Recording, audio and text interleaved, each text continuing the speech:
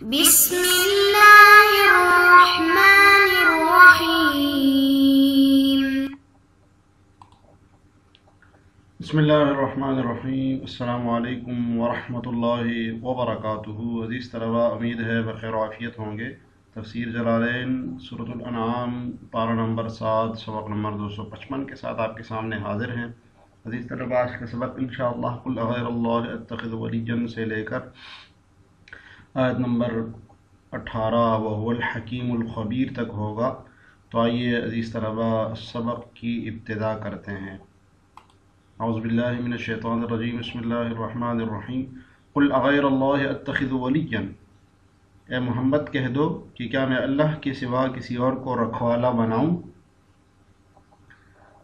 فاطر السماوات والارض، جو آسمان اور زمین کا پیدا کرنے والا ہے، وہو یطعم، اور وہ جو سب کو کھلاتا ہے، ولا یطعم، اور کسی سے کھاتا نہیں، اس کو کھلایا نہیں جاتا۔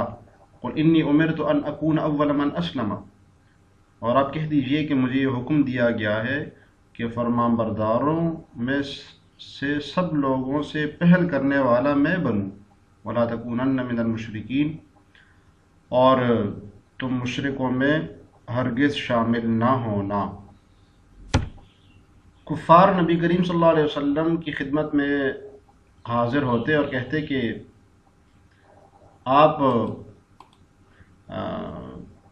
تو نادار ہیں، تنگ دست ہیں، مال و دولت جمع کرنے کے لیے آپ نے نبوت کا سلسلہ جو ہے نا چلایا ہوا ہے، اور جس سے ہر گھر میں فتنہ اور فساد اٹھ گیا ہے، تو اس لیے آپ کو جتنی دولت مانگیں گے ہم آپ کے قدموں میں رکھ دیں گے، آپ بس اس کی تبلیغ بند کیجئے اور ہمارے بتوں کو برا بلا کہنا بند کیجئے۔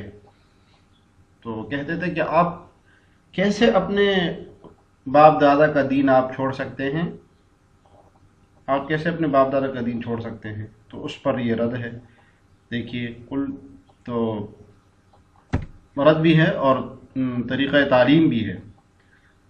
تو آپ کو حکم دیا گیا کہ آپ مشرکین کو جواب دیں کہ جو اپنے معبودوں کی طرف دعوت دیتے ہیں آپ کو، کہ کیا میں اس اللہ کو چھوڑ کر کسی اور کو جو ہے معبود بنا لوں، جو کہ ہر چیز کا پیدا کرنے والا ہے اور سب کو روزی دینے والا ہے اور خود سب سے بے نیاز ہے، اور اس کو کوئی بھی رزق نہیں دیتا۔ جی دیکھیے تفسیر، قل لہم، آپ کہہ دیجئے ان سے، اغیر اللہ اتخذ ولیًا، کیا میں اللہ کے سوا کسی کو معبود کارساز بناؤں؟ ولیًا کارساز کے معنی میں ہے، اور اعبدہ، ایسا کارساز جس کی میں عبادت کروں۔ یہ اشارہ کیا صاحب جلالین نے کہ یہاں پر ولی معبود کے معنی میں ہے۔ فاطر السماوات والارض، جو آسمان اور زمین کا پیدا کرنے والا ہے۔ تو ولی کے نا بے شمار معنی آتے ہیں عربی میں، تو یہاں پر معبود کے معنی میں ہے، یعنی جس کی عبادت کی جائے۔ فاطر السماوات والارض، آسمان اور زمین کا پیدا کرنے والا ہے، یہ ولیًا کی صفت ہے۔ اور فاطر کے معنی خالق کی ہوتے ہیں، لیکن فاطر اس خالق کو کہتے ہیں جو کہ ہر چیز کو ابتداءً پیدا کرے، یعنی اس کے سامنے کوئی ضرب، کوئی مثال، کوئی تمثیل نہ ہو، ابتداءً پیدا کرے۔ تو آسمان اور زمین کو پیدا کرنے والے ہیں، اسی کی جانب اشارہ کیا ہے صاحب جلالین نے، مبدعہما، یعنی ابتدا سے ان کو ایجاد کیا انہوں نے۔ وہ انسان کو ایجاد بناتا ہے نا، اس کے لیے کوئی مثال، سامنے کوئی چیز ہوتی ہے، پھر ایجاد کرتا ہے، لیکن اللہ تعالیٰ نے بغیر کسی تمثیل کے آسمان اور زمین کو پیدا فرمایا ہے۔ تو یہ اللہ تعالیٰ کی صفت ہے، فاطر، وہو یطعم، اور وہ سب کو رزق دیتا ہے، سب کو کھانا دیتا ہے، یرزق، ولا یطعم، اور اس کو کھانا نہیں، وہ کسی سے کھانا نہیں کھاتا، ولا یرزق، یعنی اس کو رزق نہیں دیا جاتا، وہ تو بے نیاز ہے۔ لا کہہ کے اشارہ کر دیا کہ غیر اللہ میں جو حمزہ ہے یہ حمزہ استفہام انکاری کے لیے ہے، یعنی کیا میں اللہ کے سوا کسی کو معبود بناؤں؟ مطلب ہے کہ نہیں بناؤں گا، میں کیوں بناؤں گا جو کہ آسمان اور زمین کا پیدا کرنے والا ہے اور سب کو رزق دینے والا ہے، وہ کسی سے رزق نہیں کھاتا۔ قل انی امرت ان اکون اول من اسلم، اور آپ کہہ دیجئے کہ مجھے حکم دیا گیا ہے کہ میں سب سے پہلے فرمانبرداروں میں شامل ہو جاؤں۔ یہ دوسرا طریقہ تعلیم ہے ان کو۔ دوسرا طریقہ، پہلا طریقہ یہ تھا قل اغیر اللہ اتخذ ولیًا، جو انہوں نے کہا تھا کہ آپ نے اپنے ماں باپ کا دین کیوں چھوڑا ہے، تو طریقہ تعلیم تھا کہ وہ تو آسمان اور زمین کا پیدا کرنے والا ہے، اب یہ دوسرا طریقہ تعلیم ہے، وہ کیا ہے کہ آپ مجھے تو یہ حکم ملا ہے کہ میں سب سے پہلا فرمان بردار بنوں اور دل و جان سے جو ہے نا اللہ تعالیٰ کے احکام کو ماننے والا بنوں، تعمیل کرنے والا بنوں۔ تو نبی صلی اللہ علیہ وسلم آپ کے اوپر سب سے پہلے خود انقیاد ظاہری باطنی واجب ہے، کیونکہ آپ تبلیغ کرنے والے ہیں، نبی ہے، رسول ہے، تو اپنی نفس کے اوپر سب سے پہلے واجب ہے، ضروری ہے۔ اس آیات میں یہ معلوم بھی ہو رہا ہے، قُلْ إِنِّي أُمِرْتُ أَنْ أَكُونَ أَوَّلَ مَنْ أَسْلَمَ لِلَّهِ، اللہ کے لیے، اسلم للہ، یعنی انقیاد ظاہری اور باطنی کروں اللہ کے لیے، من هذه الامہ، اس امت میں سے۔ اس عبارت سے صاحب جلالہ نے اس مسئلے کی طرف اشارہ کیا ہے کہ نبی صلی اللہ علیہ وسلم کی اپنی ذات، اپنی نفس کے اوپر سب سے پہلے واجب ہے کہ آپ ایمان لائیں، آپ انقیاد کریں۔ تو انقیاد یعنی اسلام لانا سب سے پہلے آپ کے اوپر ضروری ہے۔ وقیل علی، اور مجھے یہ بھی کہا گیا ہے کہ لا تکونن من المشرکین، کہ آپ مشرکین میں سے نہ ہوں۔ اشارہ ہے اس طرف کہ لا تکونن کا عطف انی امرت کے اوپر ہے، ٹھیک ہے، یعنی مجھے حکم دیا گیا ہے کہ میں پہلا فرما بردار بنوں، اور مجھے یہ بھی حکم دیا گیا ہے کہ میں مشرکوں میں سے نہ بنوں، ٹھیک ہے۔ قیل علی یعنی مجھے کہا گیا ہے، تو عبارت یوں بنے گی انی امرت اللہ تکونن من المشرکین، مجھے یہ بھی حکم دیا گیا ہے کہ میں شرک کرنے والوں میں سے نہ ہوں، یعنی میں توحید پر ہی رہوں اور شرک میں اختیار نہیں کر سکتا، لہذا تم بھی شرک چھوڑ دو اور توحید کی طرف آؤ۔ تو یہ طریقہ تعلیم ہے، یعنی ان کو تعلیم دی جا رہی ہے کہ شرک چھوڑ دو۔ جی قل انی اخاف ان عصیت ربی عذاب یوم عظیم، کہہ دو کہ اگر میں اپنے پروردگار کی نافرمانی کروں تو مجھے ایک زبردست دن کے عذاب کا خوف ہے۔ تو اس کے بعد یہ فرمایا کہ آپ ان سے یہ کہہ دیجئے کہ اگر بالفرض میں نے نافرمانی کر دی تو قیامت کے دن مجھے ایک بڑے عذاب کا سامنا کرنا پڑے گا۔ عذاب یوم عظیم، یوم عظیم سے مراد قیامت کا دن ہے۔ تو یہ گویا کہ تیسرا طریقہ تعلیم ہو گیا۔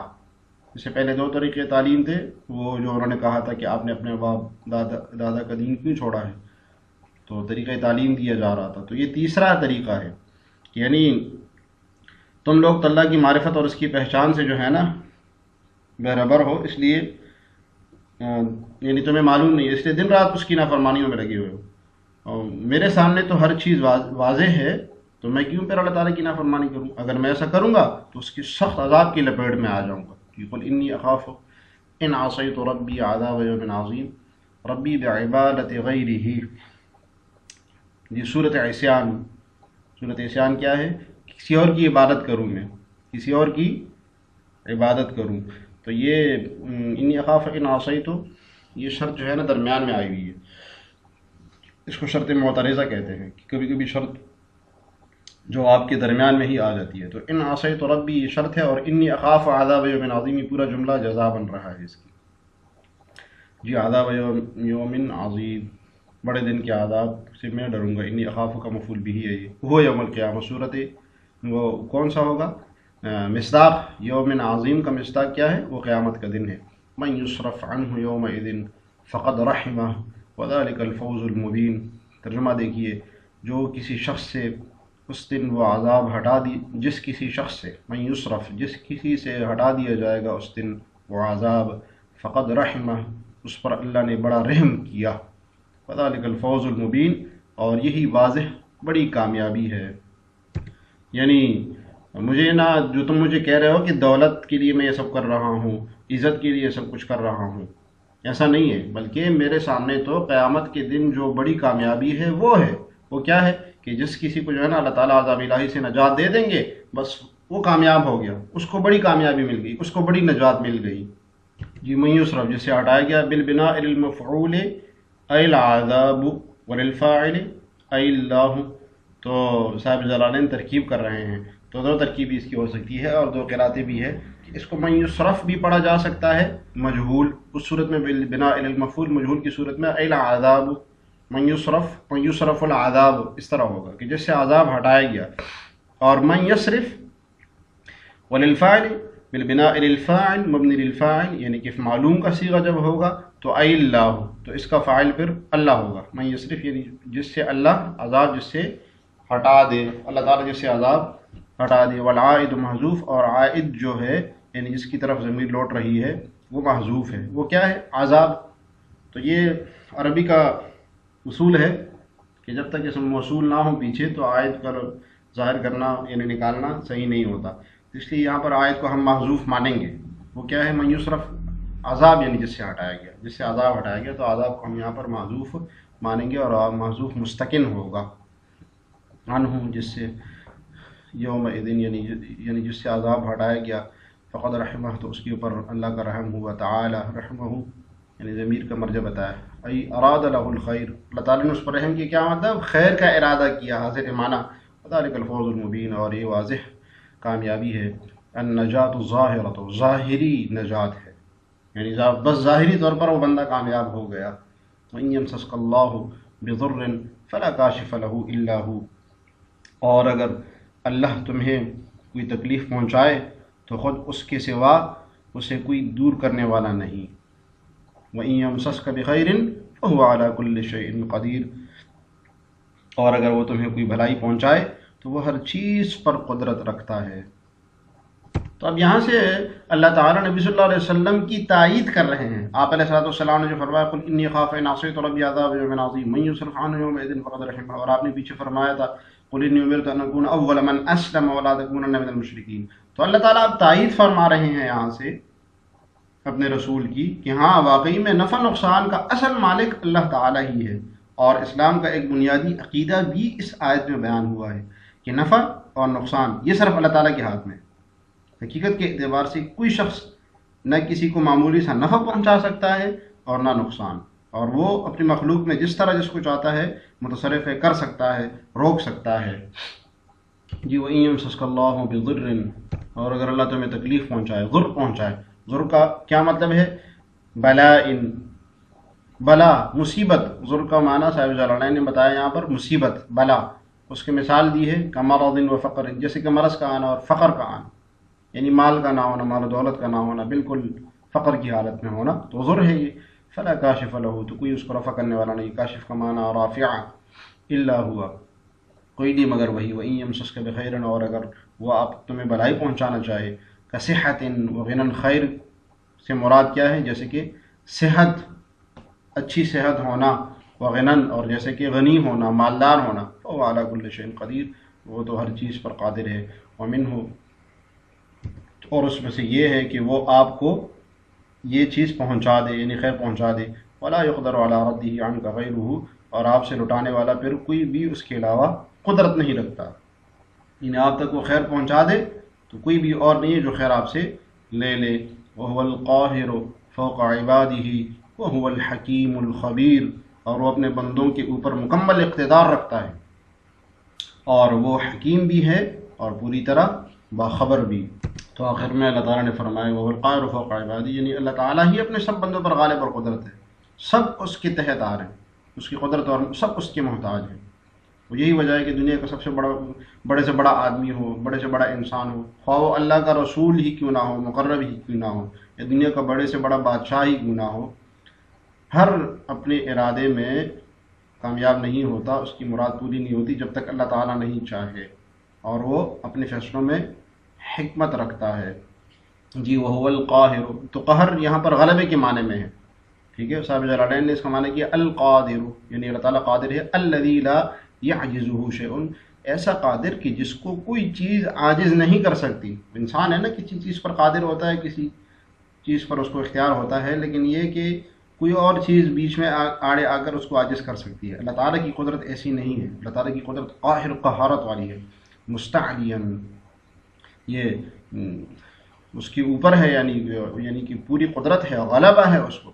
فوق عبادی، مستعلین، یہ فوق کا متعلق نکالا ہے، یعنی اپنے عبادوں پر جو ہے نا، اپنے بندوں کے اوپر ہے وہ.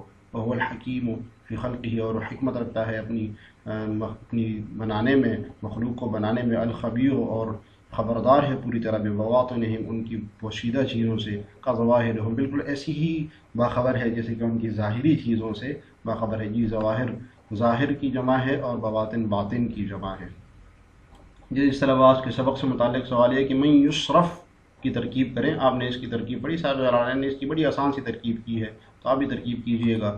عزیز طلباء، آج کا سبق ہم نے قل اغیر اللہ سے لے کر آیت نمبر 18 الخبیر تک پڑھا. دعا ہے کہ اللہ تعالی ہمیں تفسیر جلالین پڑھنے، سمجھنے اور اس پر عمل کرنے کی توفیق عطا فرمائے. السلام علیکم ورحمۃ اللہ وبرکاتہ.